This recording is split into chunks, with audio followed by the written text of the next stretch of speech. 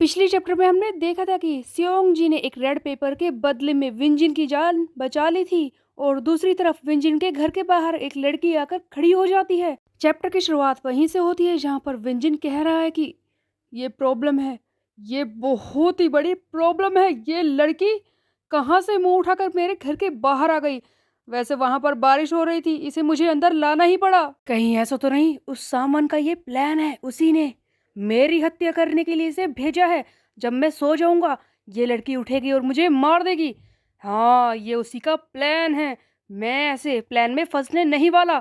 जल्दी से उसे उठाकर बाहर फेंकता हूँ। जैसे ही विंजिन पीछे मुड़ता है वो लड़की रो रही होती है। उसके आंखों के आंसू देखकर विंजिन का दिल पिघल जाता है और वो कहता है कि चलो ठीक है, मैं इसे आज रात के लिए यहीं पर सोने देता हूँ। और खुद वो बारिश में आकर सो जाता है बाहर। अगले सीन में हम देखते हैं सियोंग जी के क्रू यानी कि मैरी और उसके साथी जिनसे विंजिन माफी मांगने के लिए आया था, वो सभी हैरानी से कहते हैं कि क्या विंजिन हमसे सॉरी कह रहा है? इसके सर में दर्द तो नहीं? कहीं इसका दिमाग तो खराब नहीं हो गया?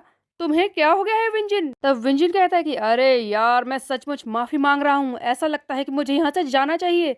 तब वो लोग कहते हैं कि विंजिन, तुम्हें माफी मांगने की जरूरत नहीं है, तुम जैसे हो ना वैसे ही रहो। इसमें बहुत ही अजीब लग रहे हो, तुम जितने बुरे हो, बकवास करते हो, तुम बिल्कुल वैसे ही रहो। ऐसे देखकर तो हमें बहुत ही ज्यादा बुरा लग रहा है। कहीं उस शामन ने तुम्हारा दिमाग खराब तो नहीं कर दिया? कहीं तुम किसी नशे में तो नहीं? तब विंजिन कहता है कि बस भी करो, मैं सचमुच तुम लोगों से माफी मांगने के लिए आया हूँ। मैं अपने दिल से तुमसे सॉरी कह रहा हूँ। एक्चुअली विंजिन ग्रेटफुल महसूस कर रहा था क्योंकि सियोंग जी ने उसकी जान बचाई थी और उसका क्रू, उसने भी विंजिन की काफ़ी मदद की है।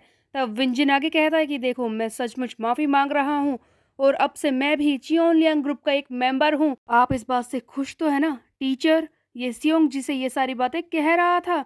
तब सियोंग जी कहता है कि ठीक है, आकर किमची चेक करो। जिस पर विंजिन कहता है कि क्या किमची अचानक से? अब सियोंग जी कहता है तुम ही ने तो कहा कि तुम मुझे अपना टीचर मान रहे हो, इस हिसाब से तुम मेरे स्टूडेंट हुए। क्या तुम मेरे साथ खाना नहीं चाहते?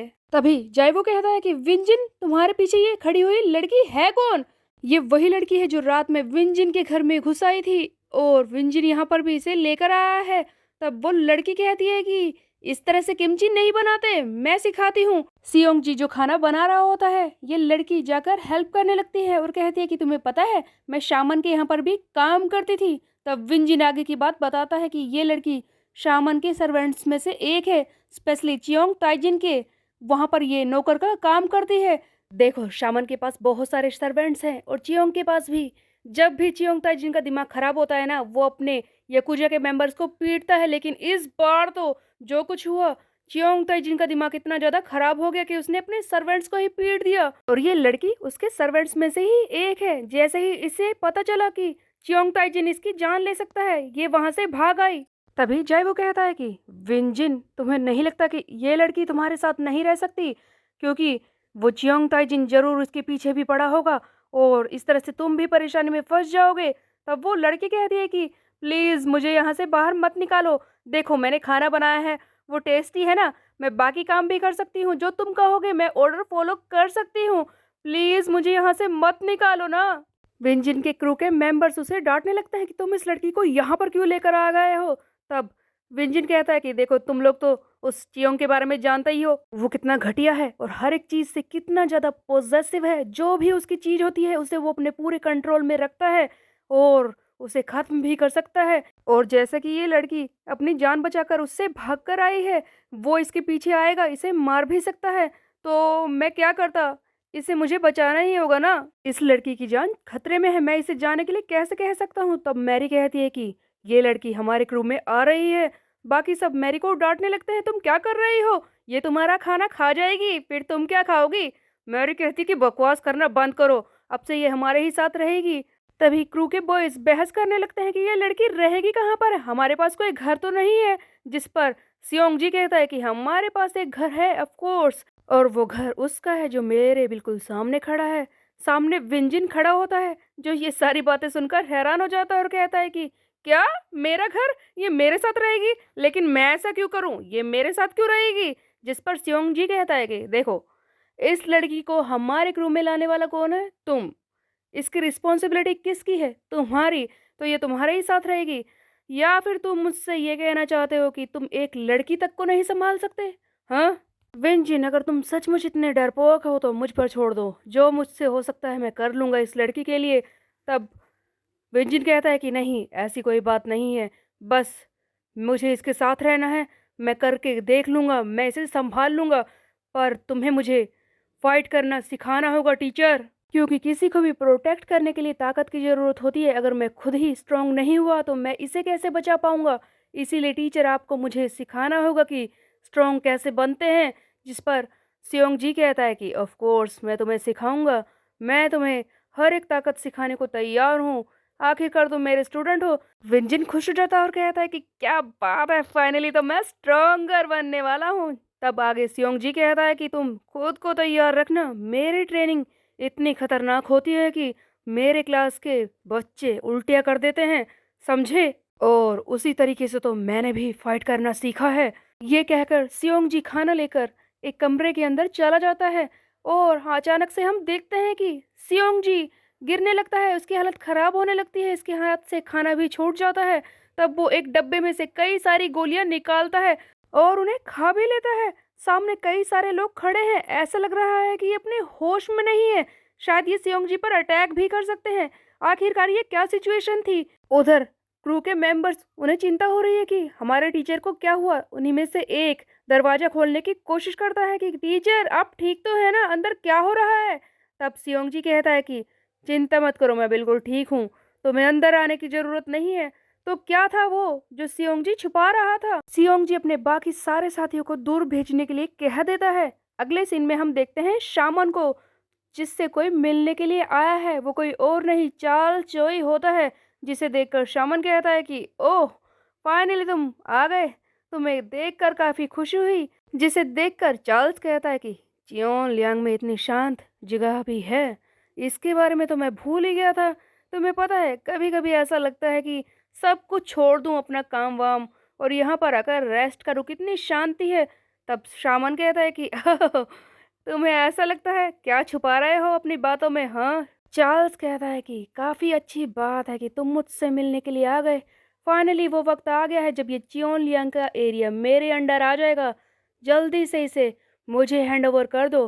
तब शामन कहता है कि इतनी जल्दी क्यों है? तुमने जब मुझे वो रेड पेपर दिखाया था ना, जिसमें जिसमें मेरी वीकनेस यानी कि यामाजा की क्लैन की सारी इंफॉर्मेशन है, तब मैं डर गया था। सच कह रहा हूँ, मैं तो उन्हें कोरिया से बाहर भेजने के बारे में सोच रहा था। चार्ल्स यार, तूने सही ही कहा। मैंने मुझ जैसे इंसान ने ही अपनी ही कंट्री को धोखा दिया था। इन यकूजा के मेंबर्स को अपने ही देश में छुपा कर रखा है। ये मेरी बहुत ही बड़ी वीकनेस है। तब चार्ल्स कहता है कि क्या बात है, आज तो तू अपना सच कबूल कर रहा है।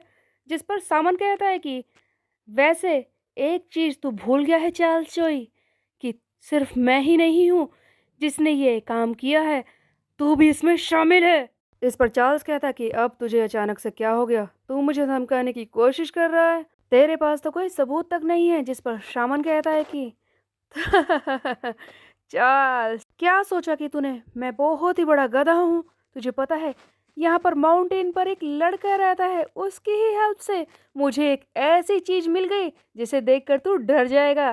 देख, ये रेड पेपर, यही है ना वो तेरा सबूत और तेरी कमजोरी। मेरी तो बस इतना ही कमजोरी है कि यकूजा के मेंबर्स को मैंने यहाँ पर छुपा कर रखा है, जो इस देश के गद्दार हैं। लेकिन तुझे पता है इस रेड पेपर पे क्या लिखा है? इसमें तेरे जीरो जनरेशन का पास्ट, तूने वहां पर क्या क्या काम किए हैं, कितने लोगों को तूने धोखा दिया है और मारा है, ये इससे साबित हो सकता है। तुझे नहीं लगता कि ये मेरे कामों से कहीं ज्यादा है?